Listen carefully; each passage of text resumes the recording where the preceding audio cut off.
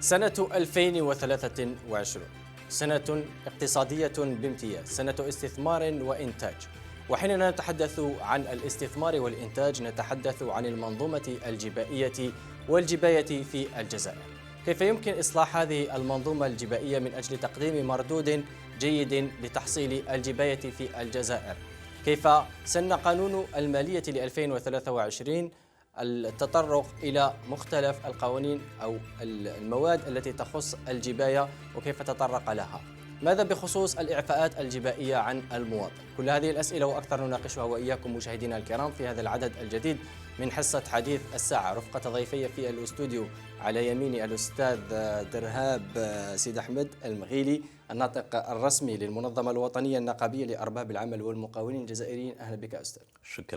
شكرا جزيلا. كما يسعدني أن يكون على شمالي الأستاذ أبو بكر سلامي، رئيس الجمعية الوطنية للمستشارين الجبائيين. أهلا بك أستاذ. أهلا وسهلا، شكرا على الدعوة. شكرا جزيلا. إذن أهلا بكم مشاهدينا الكرام في هذا النقاش. بداية قبل أن نستهل نقاشنا هذا نذهب لمشاهدة هذا التقرير ثم لنا عودة بعد ذلك. تسعى الحكومة دائما إلى الدعم المتواصل والمستمر للاستثمار في مختلف القطاعات، وهذا من خلال وضع تحفيزات وتسهيلات جبائية لتسهيل مناخ الاستثمار في الجزائر. تضمن قانون المالية لسنة 2023 مجموعة من التدابير الضريبية التي تهدف أساسا إلى تشجيع الاستثمار وتبسيط الإجراءات الجبائية وتعبئة الموارد وكذا مكافحة الغش الضريبي. بخصوص تسهيل الإجراءات الجبائية، نص القانون على تطبيق الإخضاع على الهامش بدل رقم الأعمال بعنوان الضريبة الجزافية الواحدة، المنتجات ذات الاستهلاك الواسع المحددة هوامشها وأسعارها عن طريق التنظيم. إعادة دفع الاقتطاعات من المصدر للمرتبات والأجور والمنح والريوع الخاصة بالمكلفين بالضريبة ضمن النظام المبسط للمهن غير التجارية، فيلزم القانون المكلفين بالضريبة الذين يقومون بإجراء اقتطاعات من المصدر بإعادة دفع هذه الاقتطاعات فصليا.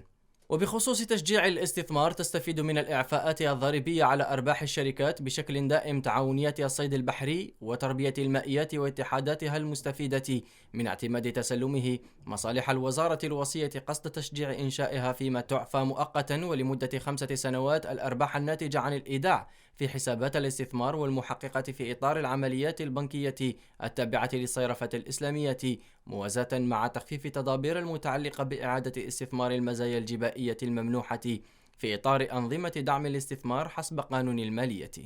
ونص القانون في الإطار ذاته على إعادة الاستثمار ب30% من الأرباح المقابلة للإعفاءات أو التخفيضات الممنوحة، وخصم المبلغ الواجب إعادة استثماره من الربح القابل للتوزيع للسنة المعنية في حدود 30% من هذه الأخيرة، وإعادة الاستثمار في غضون 4 سنوات. إجراءات عدة لتشجيع الاستثمار نص عليها قانون المالية، لهذا تسعى من خلاله الحكومة إلى توفير مناخ ملائم من أجل رفع قيمة الإنتاجات الداخلية خارج المحروقات.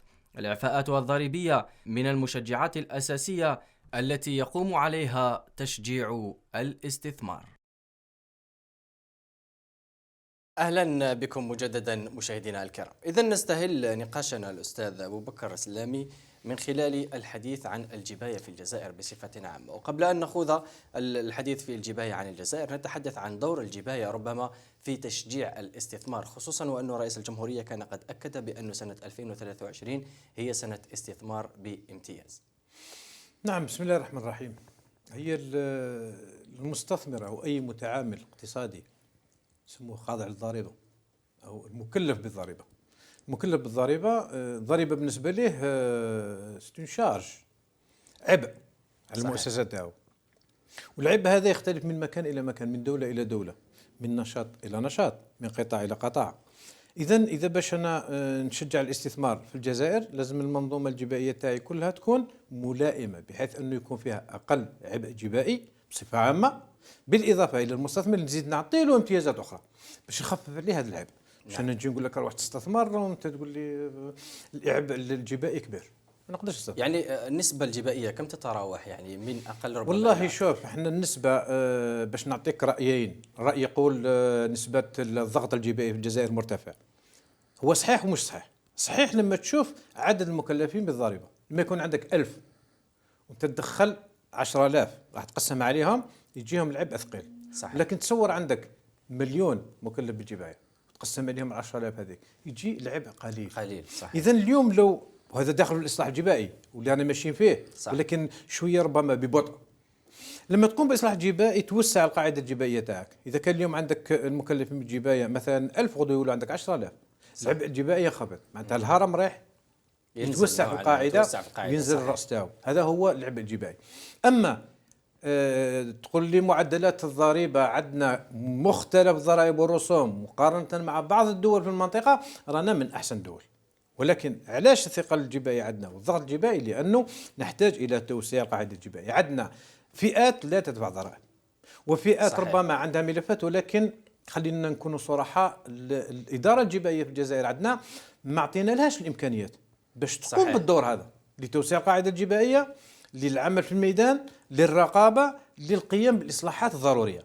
إذن هذه باش نعود النقطة تاع الضغط الجبائي اللي تكلمت لي عليه، إنه للمستثمر.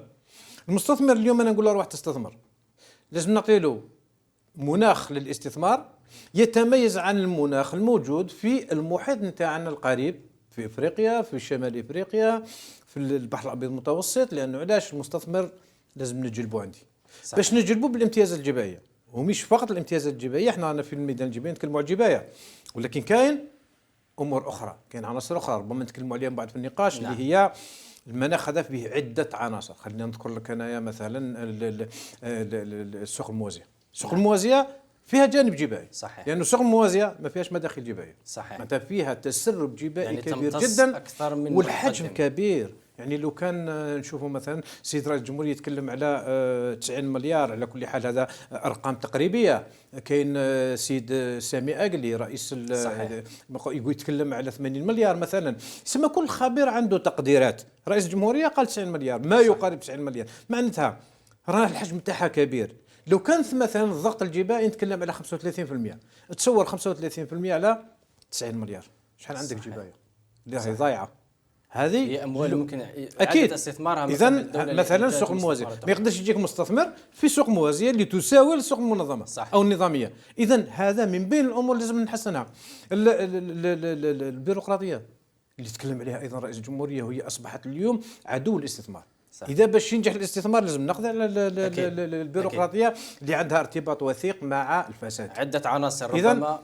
نعم، إذا هذيك ربما مقدمة، لأنه علاش المستثمر يحتاج إلى مناخ. بعد نتكلموا على الإصلاحات الجبائية، النظام الجبائي الجزائري وش لازم باش ينجح الاستثمار. الأستاذ درهاب، ربما بصفتكم في المنظمة النقابية لأرباب العمل والمقاولين، اليوم نحن نتحدث عن مجموع مؤسسات. هناك مؤسسات مثل ما تطرق إليه أستاذ سلامي نظامية وأخرى غير نظامية. يعني من غير المعقول أن مؤسسة نظامية تخضع للضريبة ومؤسسة غير نظامية لا تخضع للضريبة. الثانية تؤثر على الأولى مثل ما قال الأستاذ سلامي، بحيث أنه ربما معدل الضريبة والثقل الضريبي يكون على عبء المؤسسات النظامية، على العكس الكتلة ربما المالية الضخمة التي تدور في السوق الغير نظامية في المؤسسات. شكرا على هذا السؤال. بطبيعة الحال نحن كمنظمة لأرباب العمل الدور تاعنا فاش يتمثل في خلق الثروة، في توفير مناصب العمل، وزيادة أننا نقدم مطالب واقتراحات للسلطات المعنية. في هذا الإطار نحن ماذا نطالب؟ نطالب بعدالة اجتماعية. يعني من غير المعقول هناك من يدفع ضرائبه ويحاسب على كما يقول على المليم الأخير، وهناك الذي لا يخضع لأي ضريبة رغم أن حجم الكتلة المالية الذي يمتاز بها هي أحجام كبيرة. نعم. الضريبة يجب أن تدفع سواء لأصحاب الكتل المالية الكبيرة أو الصغيرة. هناك تكون عدالة اجتماعية تخفف من تمثلاتها، تخفف العبء الضريبي على المستثمر. صحيح. هذه نقطة أولى. النقطة الثانية، نحن نلاحظ أننا في السنوات الأخيرة يعني هناك إحصاء يقول أن في 4 سنوات هناك 136 ألف مقاول سنة بيضاء. 136 ألف مقاول. أنا عندي كثير من أصدقائي في الزملاء تاعي أموالهم موجودين لم يستردون أموالهم، مستحقات الأموال تاعهم من خلال العمل المقاولاتية للمؤسسات عمومية. حينما سألوا قالوا النظام القديم كان يقدم يعني يقدم بإنجاز مشاريع دون أن يوفر له المقابل المالي. النظام الجديد لا يطلب أي مقاولة إلا إذا وفر لها مقابل مالي، ولكن بقيت السنوات الماضية. يعني الآن إذا أنت أنجزت شيء في 2022 سيدفع لك في تلك الفترة في 2022، لكن السنوات الماضية الناس راح تنتظر، وهذاك الانتظار سمح لبعض القليل أن يتحرك. أما الأغلبية اللي منهم 136 ألف مقاول لم يستطيعوا أن يستثمروا، لأن باش يستثمر من خلال الأموال. صحيح. أمواله موجودة في المؤسسات العمومية. هذا من الإشكالات اللي نحن نعاني منها، يعني الخاصة بمناخ بمعنى باش نطالب عدالة، صحيح، عدالة اجتماعية ضريبية، حتى أنه ربما هذه علينا. الأموال إذا ما تم استثمارها أكثر راح تنتج بضرورة الحال جباية أكثر ويمكن استفادة من تلك الجباية. هذه هي النقطة الأساسية. الأستاذ السلامي، ربما كتلة مالية ضخمة جدا نحن نتحدث عنها في السوق الغير النظامية، هذا شيء مؤكد. إضافة إلى ذلك نتحدث أيضا عن الديون الجبائية التي تقع على عاتق المؤسسات، خصوصا وأن الجزائر على غرار دول العالم مرت بجائحة كورونا التي أحدثت ثقلا كبيرا، رغم أن ربما السلطات في الجزائر أقرت بتخفيفات جبائية وعدم الأخذ بالأعباء الجبائية مقارنة بركود النشاط الاقتصادي. يعني ما قبل الكورونا نحن نعرف بأن كتلة مالية كبيرة تقع على عاتق المتعاملين الاقتصاديين لم يتم تسديدها إلى الخزينة العمومية، بعد ذلك جائحة كورونا، امتيازات ربما بالإعفاءات، واليوم الجزائر بحاجة إلى هذه الأموال. كيف يمكن ربما حل هذه المعضلة أو المعادلة؟ والله خلينا نكون واضحين. بالنسبة للفترة اللي كانت عندنا فيها كوفيد، الدولة اتخذت عدة إجراءات تحفيزية وتسهيلية للمتعاملين، للمواطنين كأفراد، صح. للمؤسسات خاصة المؤسسات الضعيفة. معناتها ما كانش ضرائب ورسوم على نشاط ما قمتش به، صحيح. ما كانش ضرائب ورسوم على دخل ما حققتوش، ما كانش ضرائب ورسوم على يعني هنا باش نكونوا واضحين، حتى العقوبات والغرامات تم ادراجها في اطار منح التخفيض لو غراسيو، يعني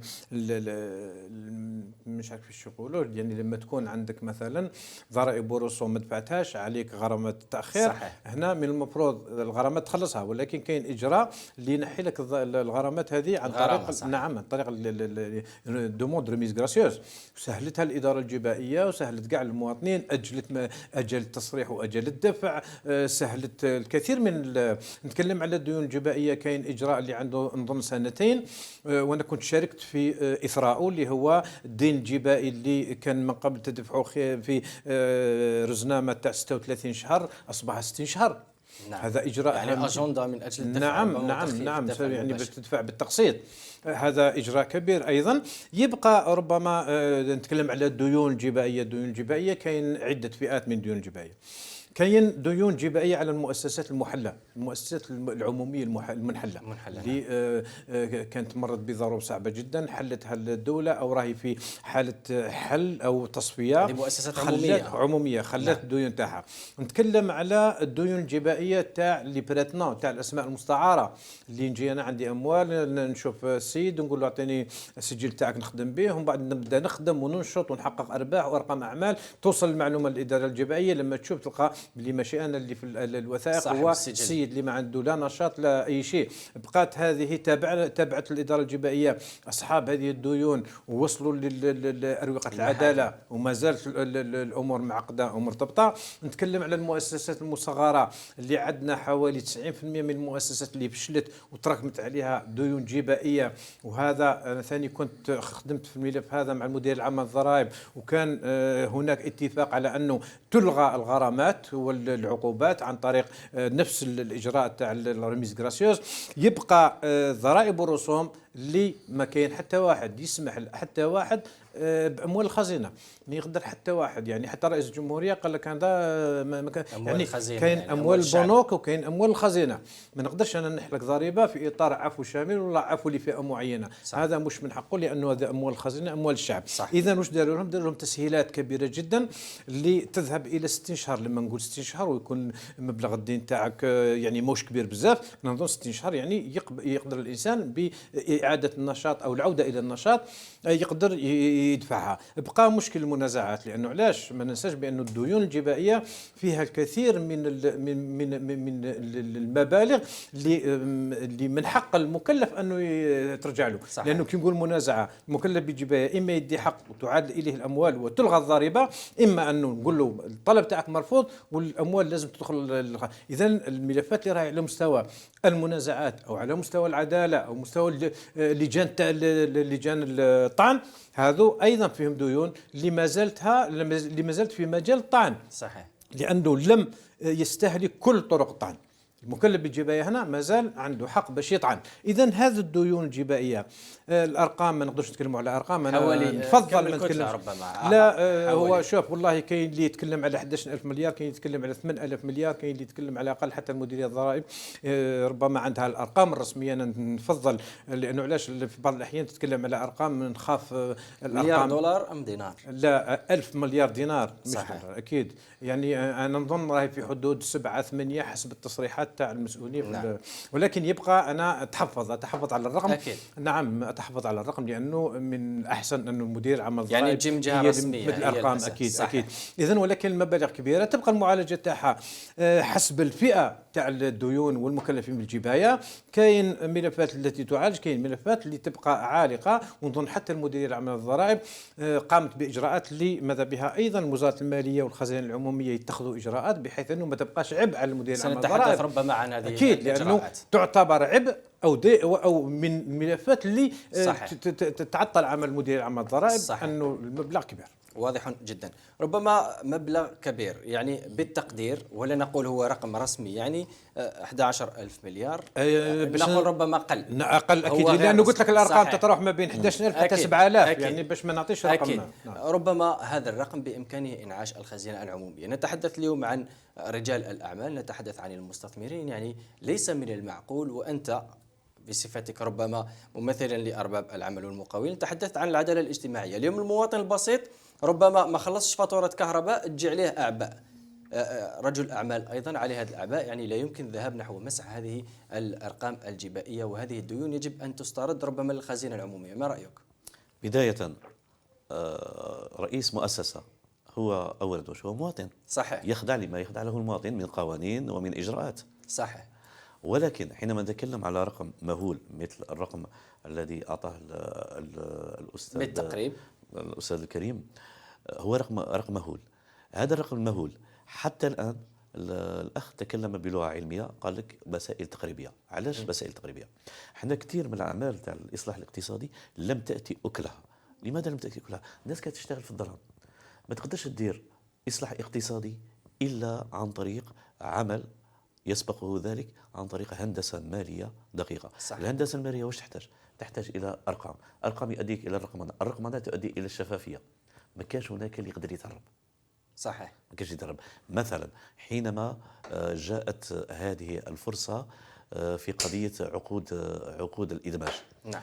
وحول الإنسان الذي كان يشتغل من عقود الإدماج إلى الناس كانت يعني جاءت فرصة أن البطل يتحصل على مبلغ 20,000 دينار، وهذا جيد لأن الطريقة القديمة طريقة بعض الأحيان عقيمة. ليش؟ كيش أنا تشدني في إدارة طول اليوم وتعطيني مبلغ زهيد ممكن 7,000 يعني دينار، الأجر ربما الخاص وهذاك ما يخلينيش لا باش نتعرض إلى عملية تكوين شخصي، لا باش نسافر باش نحط السي في تاعي هذه. أعطيه له هذاك المبلغ وخليه هو يتصرف حتى ينمي الداس تاعه داخله، حتى في طريقة التنمية الداخل. الإنسان الواعي سيعتبر هذاك المبلغ تاع البطالة جزء من عملية تمويل التنمية البشرية. نعم. وكاين الإنسان الماشي واعي تظهر بخصوص هذا مثال يعني، لأن رجل الأعمال بعض الأحيان احنا نجيو ندافعوا مع رجل الأعمال نلقاو روحنا ندخلوا في مساحات اجتماعية لأننا جزء من هذا المجتمع. صحيح. لكن عندك الحق نرجعوا نتكلم بمنطق المستثمرين. الأرقام نحتاج إلى أرقام. شوف يعني الأرقام والشفافية. دعني أعقب صراحة، يعني هذا المستثمر إذا ربح لنفسه. شوف كي تكون شفافية. ولكن لما يكون فيها أرقام شوف احنا المقاربة القديمة في الإصلاح الاقتصادي كانوا يقوموا بها اقتصاديين. الأصل قبل ما يدخل رجل اقتصادي يدخل خبراء المالية عن طريق عمليات الهندسة المالية. نعم. هذا هو الديagnostic والتشخيص الحقيقي للاقتصاد الجزائري. المالي يقول لك انا ما نقدرش نشتغل، يعني في اطار عدم وجود كي تجي عند منظومة. المهندس المالي يقول لك انا ما نقدرش نشتغل، صح. دير لي عمليه احصائيه دقيقه علميه واضح مثل التي جداً. وقعت حديثا. هذه العمليه الاحصائيه الدقيقه تعطينا تفاصيل صح. للاشياء. نعطيك مثال، انايا كنت اشتغل من قبل في الاسواق الماليه. كان مثلا حينما نسمع باللي اليوم غادي يخطب على الساعه الواحده مدير البنك المركزي الفيدرالي برانكي او ماريوت جوليات ماريوت مدير البنك الاوروبي، كل الناس تتوقف لان الكلام تاعه في يقوم انتظار على ربما احصائيات. النتائج. صحيح. هذوك الاحصائيات هو قبل ما يتكلم عنده ان باز دو دوني فيها عمل دقيق. حينما يتكلم عن البطاله ما يعطيكش رقم يقول لك البطاله كرقم اعمى، لا يعطيك يعني رقم دقيق. يعطيك لا يعطيك بالتفصيل.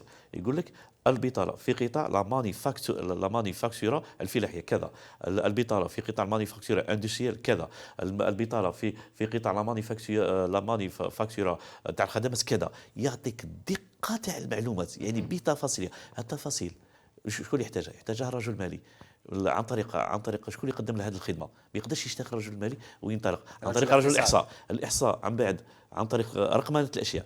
كي تكون الامور تاع رقمنه تؤدي صحيح. الى الشفافيه، عدم التهرب الضريبي ونسترجعوا الاموال تاع المتهربين. صحيح، واضح جدا. في اطار ربما التحسين من دور المنظومه الجبائيه، انت تحدثت وقلت استاذ السلامي عن امكانيه ربما اعطاء الامكانيات للاداره الجبائيه من اجل العمل اكثر، يعني ربما في دقائق معدوده حتى ينتهي وقت الحصه الاول، يعني ما هي اهم النقاط الاساسيه التي يجب ان تتوفر اليوم بعد ربما سنوات من محاولات الإصلاح الجبائي والإدارة الجبائية في الجزائر حتى نتمكن أولا من استرداد الديون، ثانيا من أجل تقديم أداء جبائي حسن ويقدم مردودية على الاقتصاد الوطني. تفضل.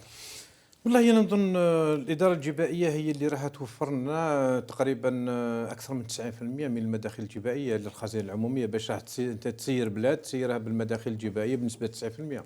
معناتها إذا كان هذا المصدر الأول للخزينة العمومية صحيح. وما نهتمش به، كيفاش راح تكون عندي مداخل جبائية؟ كيفاش رايح ننعش الاقتصاد؟ كيف راح يتحرك الاقتصاد كم الوطني؟ ربما معطيات المداخل من الجبائية في السنة؟ لا شوف القانون المالي 2023 التقديرات تقول المداخيل تاع الجبايه راح تكون في حدود 8000 مليار دينار جزائري، في حيث انه النفقات 13000 مليار دينار. صحيح. معناتها كاين فرق 5800 مليار دينار جزائري. نعم. اذا الاداره الجبائيه لازم تعطي لها كما نقول لك تستثمر فيها. صحيح. تستثمر فيها لانه انت تعرف بانه كاين اماكن وين الجبايه متخبيه، كاين اماكن وين الجبايه تتسرب، لازم نغلق هذه الاماكن ونعطي لها الوسائل باش تروح للاماكن وين كاين جبايه تجيبها. نعطي لها وسائل الرقمنه، رئيس الجمهوريه عطى لهم اجال لوزاره الماليه ومدير الاعمال الضرائب بانه مع نهايه 2023 تكون رقمنه القطاع الجبائي 100%. اذا نعطي لها الوسائل لتحقيق هذه الرقمنه، وان كان هذا مش يتعلق فيها برك، يتعلق ايضا بوزاره الماليه، كاين هذا مشروع كبير. نعطي لها وسائل مراجعه النصوص القانونيه. أنا لما نقول لك شحال عندها المديرية العامة للضرائب من خبراء مستوى عالي اللي يقوموا لك بإعادة النظر في القوانين الجبائية، صحيح كاينين، ولكن نعطي لها وسائل تكوين، نعطي لها وسائل العمل. لازم على الأقل، أنا مرة كنت في حوار مع أحد الزملاء قال لي بأن المديرية العامة للضرائب مديرية التشريع عندهم أكثر من 200 خبير مستوى عالي في الجباية. صح. هل لدينا 200 يعني أو 160 يعني خبير في الجباية مستوى عالي؟ لأنه التشريع مش يعني مستوى متوسط كما رانا احنا، ولا معليش، المستوى عالي من الخبرة. نعطي لها وسائل تكوين، نعطي لها وسائل الحماية، نعطي لهم وسائل، نعطي لهم الأجور الكافية اللي تخلي الموظف والإطار تاع الضرائب يكون مرتاح، يكون يعمل بأريحية، يكون مستقل، لأنه الاستقلالية أمر هام.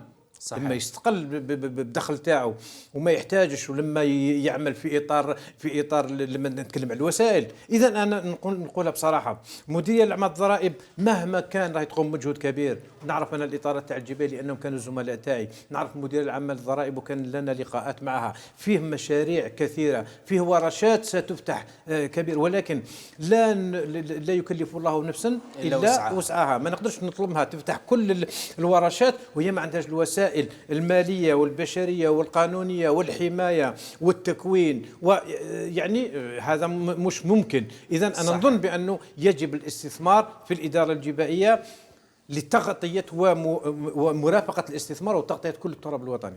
لأنه علاش أنا لما نعطيك امتيازات لازم نراقب الامتيازات، نعطيك مرافقه لازم نكون عندي الوسائل باش نقوم بالمرافقه هذه. اذا لما نمد الوسائل للاداره الجبائيه، الوسائل اللي تكلمت عليها وكاين وسائل اخرى كثيره جدا، انا نظن بانه يجب ان نقوم بهذا الاصلاح. لما المتعامل الاقتصادي ما يعرفش باللي كاين مهنه المستشار الجبائي، وهذا نقص وعي، نقص توعيه، ونقص، انا نقول لك بانه احنا نعاني من الممارسه الغير شرعيه. لانه علاش ما كاش عمل تحسيسي، ما عندناش نص قانوني. والحمد لله اليوم مع المدير العام الضرائب وزاره الماليه قطعنا شوط كبير، ولكن راني نتكلم على منظومه، نتكلم على مناخ عام. يجب ان نوفر هذا المناخ، ونوفر خاصه للمدير العام الضرائب وسائل الاصلاح الكبير لمرافقه هذه العمليه. واضح جدا. إذن ربما الشطر الأول من الحصة قد انتهى. مشاهدينا الكرام، لا تذهبوا بعيدا، سنعود من أجل الحديث عن الجباية في قانون المالية 2023 وأهم الامتيازات والتحفيزات الجبائية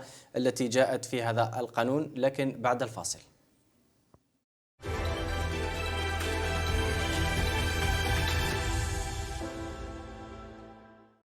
أهلا بكم مجددا مشاهدينا الكرام. لمن التحق بنا الآن، نحن بصدد مناقشة موضوع الجباية في الجزائر. في الشطر الأول تحدثنا عن الجباية بصفة عامة، أهم الإصلاحات الجبائية التي يجب أن تكون. في هذا الشطر الثاني سوف نتحدث عن المراسم التنظيمية التي جاءت في قانون المالية 2023 بخصوص الجباية في الجزائر. أهم النقاط الأساسية التي سوف نتطرق لها رفقة ضيوفي دائما في الاستوديو، الأستاذ درهاب سيد أحمد بالإضافة إلى الأستاذ أبو بكر سلامي. إذن نعود مثل ما تحدث الأستاذ أبو بكر، ربما العديد من النقاط الأساسية. ما هو تقييمكم لما جاء في قانون المالية 2023 بخصوص الجباية من امتيازات ممنوحة، وربما بعض الإعفاءات خصوصا على الفئة الخاصة بالمواطنين، يعني عدم وجود جباية إضافية على المواطن؟ والله شوف، قانون المالية 2023 أنا نتكلم كقانون مالية جاء في ظروف معينة.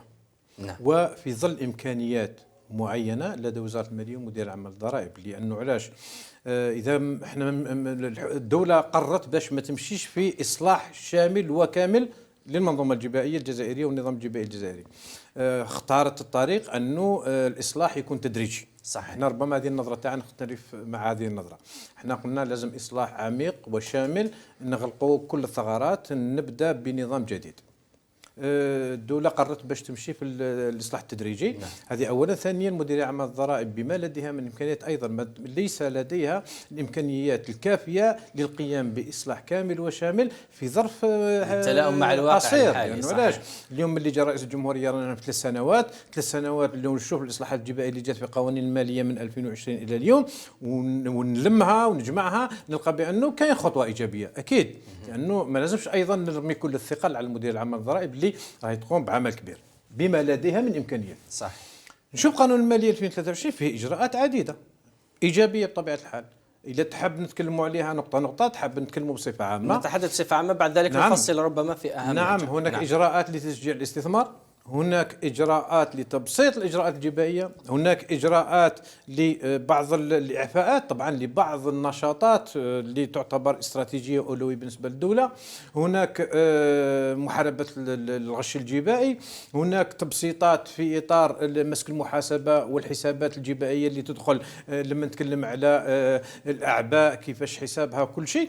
يعني لما نشوف مجموع هذه الإجراءات هي إجراءات إيجابية فيها خطوة دائما، وهذا ما نثمنه في انتظار أن نصل إلى الإصلاح العام والشامل اللي ما زال الكثير من النقاط احنا كنا اقترحناهم في إطار الجلسات، اقترحناهم في إطار لقاءاتنا مع وزير المالية مع المدير العام للضرائب. صحيح عندهم إرادة وعندهم استعداد وعندهم نية في الإصلاح، ولكن نظن بأنه قال لك لازم نمشوا بالتدريج. احنا وشنو قلنا بلي الوقت ما عندناش وما نقدروش اليوم تمشي في إطار قانون الاستثمار وما زال المنظومة الجبائية رانا نصلح فيها بالعقل. إذا مشينا اليوم رانا مشينا 15-20%.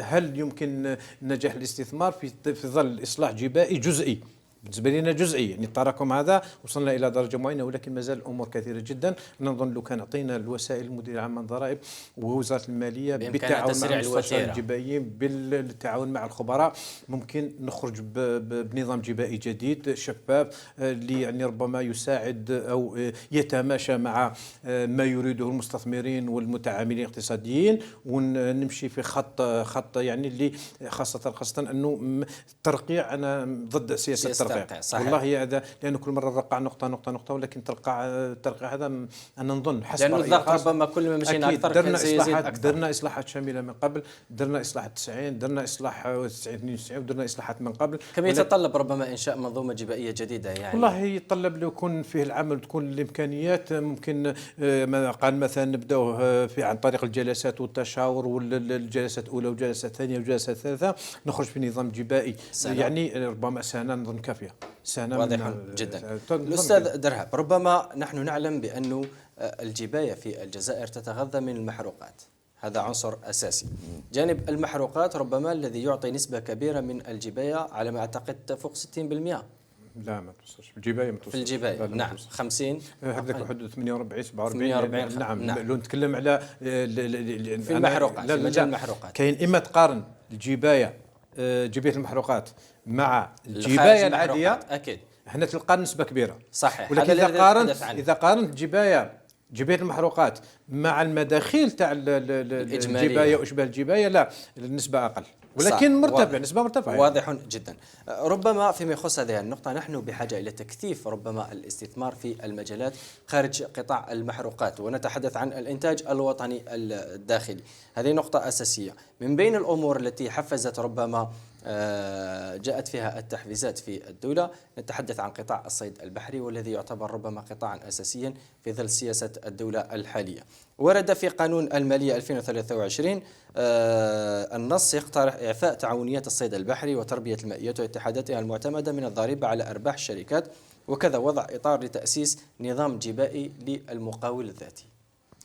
شوف، حتى الصورة تكون لنا واضحة، نقوم بعملية قياس. التحصيل المالي، سواء كان تحصيل مالي ضريبي أو تحصيل مالي بنكي، هو تحصيل مالي. لنفهم المسألة نرجع للأزمة الأمريكية التي وقعت قبل 15 سنة. وقعت أزمة عقارات تحولت إلى أزمة مالية، هذه الأزمة المالية تحولت إلى أزمة اقتصادية.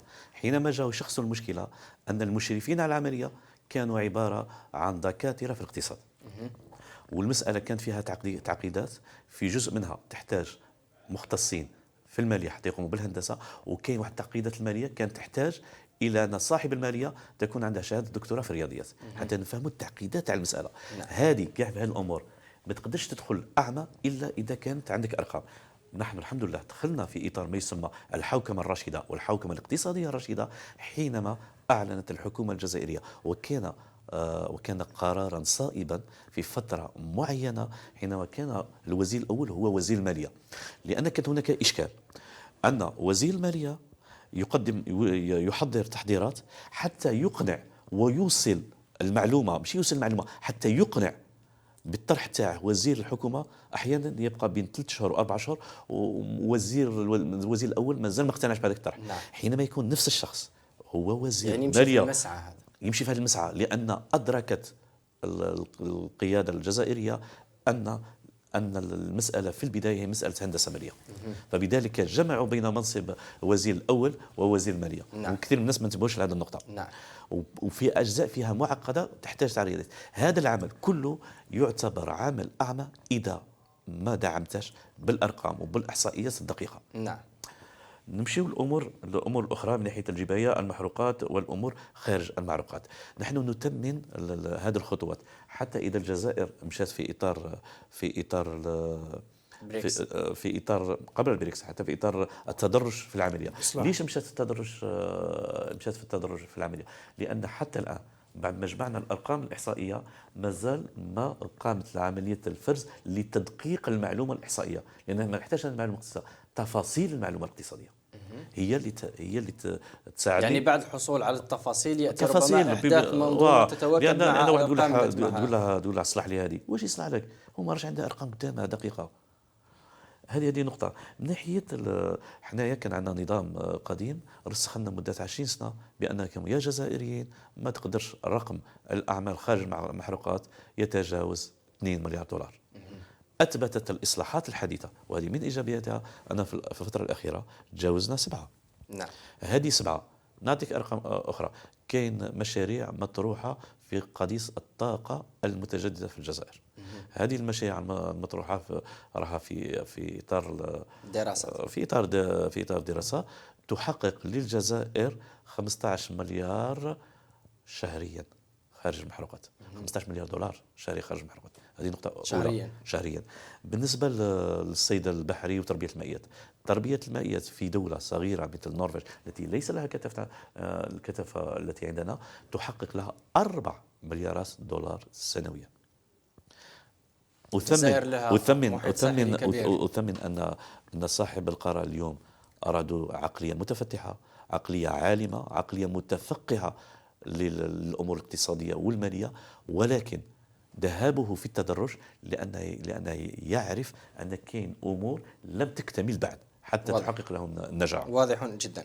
نحكي عن نقطة أخرى، ربما التخفيف من الأحكام المتعلقة بإلزامية إعادة الاستثمار جزء من الأرباح الموافقة لمبلغ الإعفاءات والتخفيضات بعنوان الضريبة على أرباح الشركات والرسم على النشاط المهني حسب السيدة مديرة العامة للضرائب آمال عبد اللطيف. نحن نتحدث هنا ربما عن نسبة 30%. نعم. شوف، مراجعة النسبة هذه ما هي الفائدة نتاعها؟ لأنه أولا لازم نوضح شوية الفكرة. في القانون قبل 2023 كان فيه القانون يقول لما مؤسسة تستفيد من الامتيازات الجبائية في إطار إحدى نظم الامتيازات اللي معروفة، راح يدي امتيازات في إعفاءات في الضريبة على أرباح الشركات، وراح يدي امتيازات في الرسم على النشاط المهني. نعم. القانون السابق كان يفرض على هذه المؤسسة أنها تعيد استثمار كل المبلغ المحقق جراء الاستفادة من هذه الامتيازات.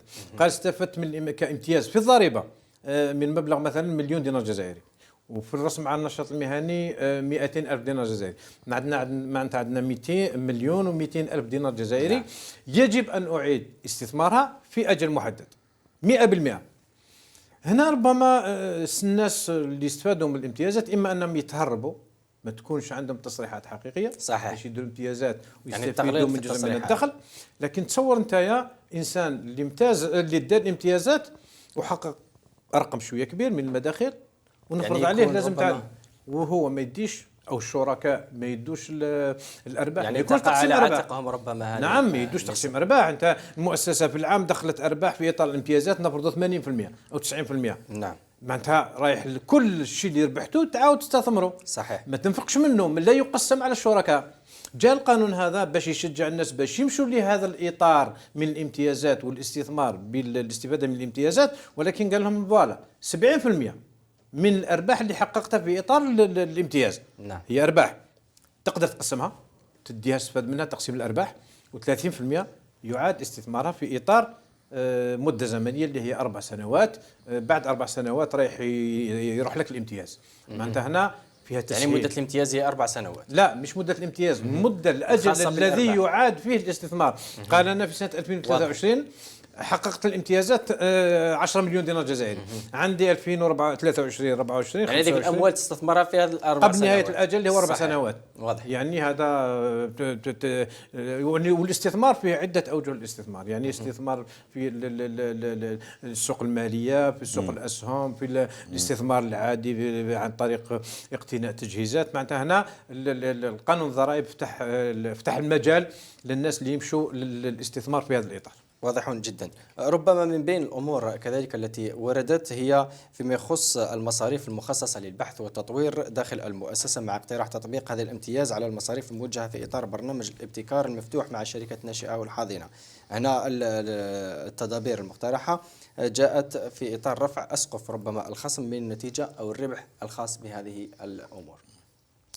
بطبيعة الحال المؤسسات، أي مؤسسة حتى تتطور يجب أن ترتبط بالبحث ومصاريف البحث. صحيح. كثير من الإنجازات التي وقعت في كبرى الدول على سبيل الولايات المتحدة هو طلب مؤسسات خاصة واتصالها بالجامعات الأمريكية وطلب لهم قولوا نحتاج أنك تبحثوا لنا في هذه النقطة وتطورنا في هذه النقطة وتحط مبلغ من المال تمويل البحوث تضع مبلغ من المال تحت تصرف تلك الجامعة. نعم. تلك الجامعة تتصل مجموعة من الباحثين يقسموا هذا المشروع إلى مشروعات داخلية، إلى عدة مشاريع داخلية، وكل واحد يأخذ ميزانية خاصة حتى يطوروا الأمور التي تكون في البداية لصالح المؤسسة الخاصة التي طلبت ذلك، وثانيا لصالح المجتمع بصفة عامة. دعم المؤسسات الناشئة ربما والحاضنات.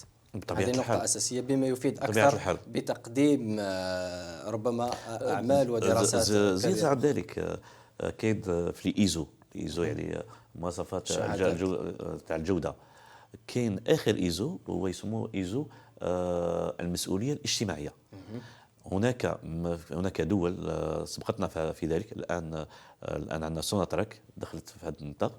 بداية كانت بريطانيا، كانت قطر، مجموعة من الشركات ما عندهمش حق باش يدخلوا مناقصة إلا بالحصول على المسؤولية الاجتماعية. المسؤولية الاجتماعية وش هي؟ هو كأنك تستثمر أموالك في البحث، المجتمع، في المعرفة، أو un simple sponsoring pour la société civile. واضح جدا. ربما نقطة أخرى نأتي لنذكرهم ربما نقطة بنقطة. موائمة تبسيط الإجراءات الجبائية، تعبئة الموارد الجبائية، شمول المالي الجبائي، مكافحة الغش والتهرب الضريبيين، ربما من المحاور الرئيسية التي وردت في قانون المالية 2023. نعم أكيد. شوف، هي صحيح هناك عدة محاور. يعني لما نتكلم على المستثمر ربما نذكرها بسرعة بعض الإجراءات الضرورية اللي لازم نتكلم عليها. لما نتكلم على البحث العلمي ونرفع نسبة الخصم 100%، كانت 100 مليون أصبحت 200 مليون دينار جزائري من حق المؤسسة تخصمها في إطار البحث العلمي. لما نتكلم على الدفع النقدي، الدفع النقدي اللي كان احنا نعرف بانه كاين كتله كبيره من الاموال تدور في السوق الموازيه. اتخذ هذا الاجراء باش نسمح للمؤسسات انها تدفع، او نسمح للاموال هذه باش تدخل في الدار البنكيه. احنا نعرف بانه من قبل كان لا يحق للمؤسسه انها تقوم بخصم النفقات اذا دفعت نقدا باكثر من 300 ألف دينار جزائري.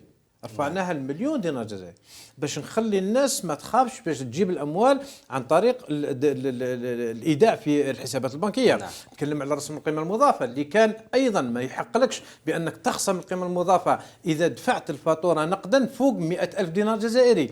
طلعنا حتى 100 مليون دينار جزائري، معناتها الى مليون دينار جزائري، معناتها 10 مرات.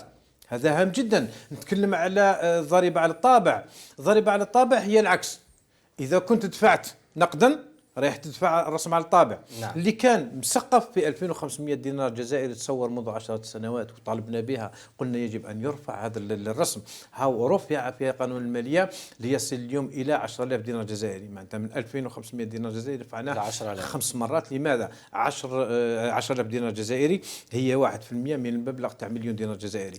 إذن كاين إجراءات، ولكن ربما ما لازمش نطول الإجراءات هذه. قال مثلا نتسامح بالتعامل النقدي. صحيح نتسامح لما الاموال تجي ندفعها للبنوك، يعني بعد ذلك نتجاوز. نعم، بعد ذلك راح تكون الرقمنه، راح تكون وسائل الدفع الالكترونيه، راح يكون الانكلوزيون فينونسيير معناتها الشمول المالي والشمول الجبائي، وراح يكون فيه تغطيه النسيج تاع المكلفين الجبائي على المستوى الوطني. راح كاين اجراءات اخرى، ولكن خليني نقول هذه الاجراءات مثلا بالنسبه للاهتلاك لامورتيسمون اللي كان ما كانش قاعده جبائيه يعني ثابته، كانت قواعد الاستعمال والمحاسبه اللي يتكلموا على نسبه معينه سنويه. كانت القاعده الوحيده في النظام الجبائي اللي يتكلم على الامورتيسمون لينيير، معناتها الثابت. صح. الاهتلاك الثابت كل سنه عندك نسبه معينه من قيمه هذاك الاله ولا البيان امورتيسابل اللي يكون ثابت كل سنه، الا في حالات استثنائيه تسمح بها الاداره الجبائيه بعد تقديم طلب ويكون عندك الاثباتات اللي تسمح لك باش تمشي للتصاعدي او تنازلي. ولكن القاعده العامه، ولكن اليوم في القانون الجبائي لا، هناك تسهيلات باش نحمي المكلف بالجبايه عن طريق محاسبه. نتكلم على اجراءات اخرى، نتكلم على المقاول الذاتي اللي هي ثوره في اطار الاستثمار بالجزائر، اللي هو مقاول اللي ما يحتاجش مؤسسه وما يحتاجش عقار وما يحتاجش مقر وما يحتاجش موظفين، عنده الفكر في راسه يقدر يخدم به ولا بيديه. وعلاش نخليه اليوم نشاط كبير غير مصرح به وليس هناك جبايه؟ خلقنا له اطار اللي هو النشاط اللي خاضع للضريبه الجزافيه بنسبه 5% مع عده تسهيلات. اذا تجاوز الرقم تاعو، إذا خدم وحقق أرباح وحقق رقم أعمال يتجاوز 5 مليون دينار جزائري راح يدخل في النظام الحقيقي. معناتها كاين الأجور بالنسبة للمهن الحرة، اللي الأجور تاع الموظفين تاعها كان لازم نصرح بها وندفع ضريبة على الدخل الإجمالي كل شهر ولا كل 3 أشهر. يعني هناك إجراءات صراحة هي حزمة من الإجراءات نقدر نقول إيجابية في مجملها في صالح المؤسسة وفي صالح الشباب، في صالح المؤسسات الناشئة، في صالح الخزينة العمومية. صحيح. نظن بأنه راهي تتسارع وتيرة الإصلاح إن شاء الله واضح جدا. نقطة أخرى أساسية وردت في قانون المالية، جملة من تدابير من شأنها المساهمة في مكافحة الغش والتهرب الضريبيين، لا سيما توسيع مجال الرقابة الجبائية إلى الضريبة على الثروة المنصوص عليها في مجال الضريبة على الدخل الإجمالي، ليشمل كل أشخاص طبيعيين المقيمين وغير المقيمين في الجزائر. كذلك تمديد فترة التقادم الرباعية عند عملية الرقابة الجبائية في حالة القوة القاهرة التي تمنع الشروع أو سير عملية الرقابة. نتحدث في ما يخص الضريبة عن الثروة. بعد ذلك الأستاذ سلامي ربما يشرح لنا النقاط التقنية الأخرى. تفضل. الضريبة على الثروة بطبيعة الحال الإنسان كيكون عنده ثروة توسيع مجال الرقابة الجبائية على الضريبة يعني يساهم بجزء من هذه الثروة، يساهم بها للمجتمع. لأن هذه الضريبة كيفاش راح تتحول بالنسبة إلى طرقات، إلى مصابيح، إلى مستشفيات، إلى مدارس، إلى ثانويات، وحتى دافع الضريبة راه يستفد. راه يستفد من هذا الشيء. بمعنى الضريبة على الثروة ما عندها حتى إشكال، لأن كاين ثروة فالمنطق يقول بأن تدفع ضريبة عليها. يعني هل نشوف بأن الضريبة على الثروة ربما أحدهم يقول لك بأن الثروة أنا تعبت عليها وجبتها، مش استثمار يعني حتى الزكاة ولكن تعبت عليه، ولكن الله سبحانه وتعالى فرض عليك 2.5 تاع زكاة. نعم، فرض عليك جدا. صحيح. الأستاذ سلامي، ربما تمديد فترة التقادم الرباعية عند عملية الرقابة الجبائية الخاصة بالضريبة على الثروة في حالات القوة القاهرة التي تمنع الشروع أو سير عملية الرقابة، تحتاج ربما شرح أكثر. نعم أكيد. شوف، حق الرقابة اللي هو حق من حقوق الإدارة الجبائية، لأنه المكلف بالجباية عنده حق التصريح. معناتها كيفاش يقول لك مبدا البراءه حتى يثبت العكس. انت كمكلف بالجبايه عندك الحق تصرح برقم الاعمال تاعك وتصرح بالارباح تاعك، والاداره الجبائيه في المقابل عندها حق الرقابه. صحيح. وعندها حق تصحيح القواعد اللي صحت بها، الارقام اللي صرحت بها. اذا كاين في بعض الحالات كاين ظروف قاهره تخلي المكلف في اعوان الاداره ما يقدروش يباشروا العمل تاعهم. اعطى لهم القانون وسع لهم في الاجال تاع الرقابه اللي تمتد الى 4 سنوات. هذا حق يعني لمكافحه الغش الجبائي والتهرب. نعم. اللي ايضا نتكلم على، نعود للنقطه تاع التحقيق الجبائي اللي يدخل فيه ضريبه على الثروه. الضريبه على الثروه اللي هي ضريبه تضامنيه باش نتفاهموا. تقدر تكون عندك اموال دفعت عليهم ضريبه على ارباح الشركات ودفعت عليهم الضريبه على الدخل الاجمالي، ومن بعد رحت اكتسبت عقار القيمه تاعو تتجاوز الحد الاعلى، خذ الضريبه يعني اللي هو 100 مليون الجبائيه دينار الاستثماريه. دفعت كل الضرائب تاعك ومشيت شريت عقار. نعم. ودفعت عليه رسم تسجيل ودفعت عليه كل الضرائب والرسوم، ولكن تزيد تدفع عليه ضريبه تضامنيه اللي المبلغ تاعها او النسبه تاعها مش مرتفعه جدا، وهي ضريبه تضامنيه باش نكونوا متفاهمين. مش ضريبه على النشاط، مش ضريبه على رقم الاعمال ولا الربح، ولكن كما قال لك كما الزكاه. زكاه عندك مال ما صرفتوش ما انفقتوش، زكاة دار عليه الحول ويلحق النصاب تدفع عليه. هذه ايضا ضريبه تضامنيه. اليوم الرقابه الجبائيه اللي كانت من قبل ما تراقبش هذه الضريبه، او خلينا نقول الضريبه هذه ما تدخلش في اطار يعني كيفاش يقول لك لو شون دابليكاسيون تاع الكونترول فيسكال، باسكو الكونترول فيسكال عنده الحدود تاعو، هو اجراء قانوني محدد في قانون الاجراءات الجبائيه. صحيح. الاجال، الطرق، الشكل يعني محدد جدا. كانت الضريبه على الثروه ما تدخلش به. اليوم لا، تقدر تدخل مراقبة الضريبة على الثروة في إطار الرقابة الجبائية كما تدخل على اليرجي الضريبة على الدخل الإجمالي. لأنه علاش اليوم الناس اللي تتوفر فيهم شروط الخضوع للضريبة على الثروة العدد كبير. لانه علاش يعني 100 يمكن مليون يقدموا دينار جزائري إضافة. مش مبلغ كبير صح. جدا. معناتها 10 ملاير كاين دي زابارتمون ب 5 في الجي في اماكن تسوى 10 ملاير أكثر ربما. 8 ملاير صح. ربما اكثر. اذا للحد هذا انا نتمنى يزيد يطلع شويه في قوانين الماليه جايين. المعدل مقبول. تبقى الرقمنه لانه رئيس الجمهوريه تكلم عليها. ما نقدرش ندير ضريبه على الثروه يعني بالاضافه للاصلاحات الاخرى. صح. لما تكون عندك الرقمنه باش ما نظلم لأنه حتى ما واحد. يكونش ربما عدالة تصريحات جبائية مباشرة. واجتماعية. صحيح. نعم عدالة جبائية واجتماعية. إذا الرقمنة راهي كل يوم ضرورية في كل إجراء قانوني. واضح جدا. ربما من بين الامور التي وردت باختصار من فضلك عدم المساس بالقدره الشرائيه للمواطن والتخفيف من العبء الضريبي على الاسر والمؤسسات. هذا في قانون الماليه 2023 عفوا. نعم. أصل أي تسيير وهو لعبة التوازنات. التوازن بالنسبة لأصحاب الثروة، التوازن للطبقة الكادحة، من أجل الوصول إلى التوازن الاجتماعي. مش كل يعطيك توازن اجتماعي هو أنك تخلق طبقة متوسطة. هذا الإجراءات اللي دخلت فيها النظام الجزائري مؤخرا سيعيد إنتاج الطبقة المتوسطة التي كانت أساس الاستقرار السياسي والاجتماعي في الجزائر من السبعينات. واضح جدا. ربما الأستاذ السلامي في آخر سؤال وربما آخر نقطة لأنه كثيرة جدا ولكن نحاول أن نلخصها. رفع سقف الإخضاع الضريبي المحرر من ضريبة على الدخل الإجمالي من 600 ألف دينار إلى 1.8 مليون دينار المطبق على المداخيل المتأتية من إيجار العقارات. توسيع مجال تطبيق الرسم الداخلي على الاستهلاك. شوف نتكلم على الضريبة الأولى اللي هي أو الإجراء الأول اللي هو كاين احنا عندنا الضريبة أو المداخيل العقارية. نعم. المداخيل العقارية عندك ان بيان، عندك ملك كريتو راح تدخل أموال. في القانون السابق كاين صنفين من الخضوع للضريبة. كاين إما تكون خاضع للسلم، إما تكون خاضع لمعدل تاع ضريبة على الربح، ضريبة على الدخل اللي متعلقة بالعقار اللي هي 10% و15% معدلين. إذا كان المبلغ في السابق إذا كان المبلغ تجاوز 600 ألف دينار جزائري 60 مليون سنتيم تدفع عليه في السنة. نعم في السنة تدفع عليه ضريبة مؤقتة 7% في انتظار تصريح سنوي.